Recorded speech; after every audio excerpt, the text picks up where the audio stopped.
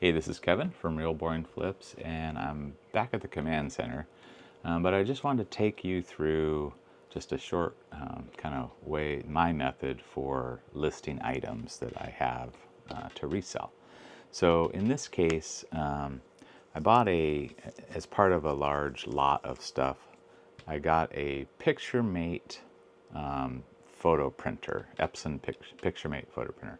I never sell those, so I just donated the printer away, but I kept the AC adapter, and I kept this one came with a nice kind of a rugged case, and so I'm going to list those two items for sale separately, and basically where I start, and I guess to back up just a little bit, if I'm out looking at just random stuff, maybe there's a box of cords, I will look through for AC adapters, but the thing I target mostly, unless I know which ones they are just by sight, I target ones that have an odd connector. So I can pull this out a little more. The connector on this is a kind of a specialty connector, and so I would target stuff like this to see, and then I would see if it's actually selling and if it's valuable enough to sell. In this case, I've had to buy these before, not this particular one, but photo printer AC adapters, so I knew there is a market for those. And in this case, I took the model number, searched for that, kind of got a feel for how many are out there, what they're selling for, and I decided I would try and list this one for 1288. So I usually end my pricing at 88. List this for 1288 plus shipping. It does work, so I was able to test it with the printer. So I will search around, and I'll search eBay for solds, find a listing that I like that I want to use as a template, and then I will do a sell as. I'll fill in my price. That's the only thing I fill in, and then once I have that draft, and I'll show you the one I've got here. Once I have that draft, I can go ahead and bring it up and turn off that TV. So I've got the listing. I kind of double check the title. If I know ahead of time where I'm going to put it, I usually put my bin label in the custom label SKU field. I don't know if you guys do that, but that's how I do my location, inventory location. And if I'm very good at that, it makes life much easier. So I'll double check, just make sure what they had or what this other person had in their listing is actually correct. I usually just copy the title down, and then down here I do all my auctions as buy it now, plus I take offers. So put my price in there, and over here I'm seeing, okay, the average median sale price was $14.97 plus 67% with free shipping. So I'm not the highest, I'm not the lowest.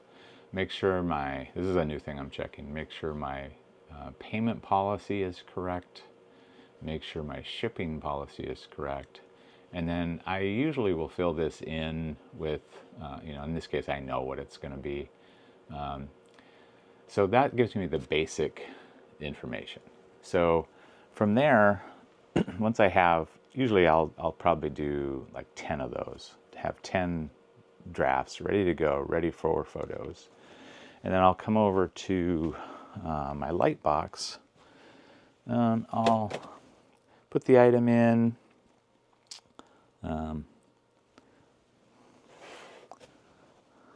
See if you can actually see it here. I'm gonna zoom my camera down a little bit. So I'll put the item in here. I'll take photos, I usually do, you have a lot of photos you can take for eBay listings, so I take as many as I feel like I need. I don't skimp on photos. So I'd probably have a photo of just the back here, make sure I get a full photo of the label. And for things that, like this even, has a serial number, I always include a picture that shows any serial number for any item I sell. I've had rare occasions, but a few occasions where I've had return request, the item comes back. It's the same kind of item that I sold, but it's not mine. It's a completely different one. It's not the right serial number, or maybe it's slightly different label, but it is still the same model. So for whatever reason, someone is, trying to send me back something maybe that's broken and enjoy mine. So I just make sure that my photos always include any specific identification. Some items I'll even secretly mark, or I have some security labels that are serialized. Just stuff like that that can help you in the event of an issue. Now, that doesn't always mean eBay is going to side with you, but it definitely adds to your amount of information if you do have an issue. So I'll take those photos and I actually will load them right into the listing. So I've got using my phone with the eBay app, and I'm loading the photos right in, and then I'm able to come back over, say I do those 10 items, load the photos in. I'll come back to the command center here and open each of those listings, double check that it looks right, that I like the photos, that maybe I had a blurry shot or something, I can delete those out. And then I'm able to just list. So I can, have several listings ready to go in my draft folder, just waiting on photos. And then as soon as I have the photos in, they can be listed. This is a big change from where I started. For years, I would take photo after photo after photo of literally 100 items. I'd take all the photos, and then I would, because of the way my computer was set up, I would then have to import all those photos, and then I'd have probably 400 photos for these items on my computer, and then you know what I'm about to say. Half of those items I never would get the actual listing. I would, something would happen, I'd forget the listing, maybe I just, for whatever reason. So now I've got all these photos on my computer, and I've never actually listed the item. So this technique that I use now has really streamlined my listing process, because once I hit list, the listing has my inventory location. I'm able to take the item, walk right to that bin, put the item in that bin, and then I'm done with that item until it sells. And those couple of small changes have really impacted my efficiency in not only getting the item listed, but not losing track of it, knowing where it is. And it's also helped because I will use the same bin for camera, like all my cameras are in a bin, or maybe two bins. All AC adapters like this are in one bin. I got a whole remotes are in a bin. So now I've kind of I know what bin it's going to go into because of what it is. So, and then as I sell an item, I sold a remote, it's in the remote bin. In the past, I had remotes spread all over, so it was very difficult to find one that went missing, like maybe I forgot the SKU.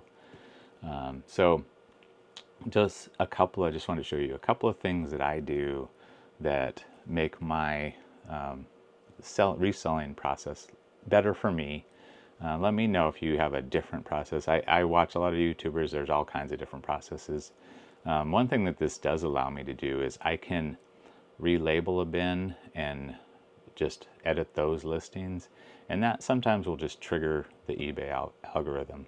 Just by changing the SKU will cause the sales to start moving. I don't know why that is. A lot of people debate that, but it has worked for me. So sometimes that's all I'll do is just relabel a bin with a different identification and those items in the bin, and everything starts moving. So a couple things there. Again, as I've said before, my channel is dedicated to the guy or the person who wants to retire from their day job, and they're doing this part-time, but they want to still do it part-time in retirement, but they want to do it as efficiently and effectively as possible, where they're spending the least amount of time with the same benefit. I think that enhances the ability to make this a fun thing to do. You're not, I, I feel bad for people that quit their terrible job to do this full time, and then this becomes their terrible job. I don't want that for me. I don't want that for you guys. This has to stay fun for our type of reselling. The part-time, it's not my income. It might benefit me. It might be my source of income for a certain reason. In my case, I have certain things I use this money for, and I do want to make money. I'm not in the business of just doing this for free. So I want to be able to capture an income from this, but I want to do it as efficiently as possible, which means I have plenty of time for other things I want to do. So thank you again for joining. Please like and subscribe if you haven't. And if you didn't like something, please just comment down below what you didn't like. I'm really trying to improve not only what I talk about or what I do in these videos, but how I present the information. If you dislike it, it kind of messes up the ability for my videos to actually get out. So please don't dislike. If you really want to, go ahead, but please let me know what you disliked. That really helps. So thank you again, and we'll see you next time.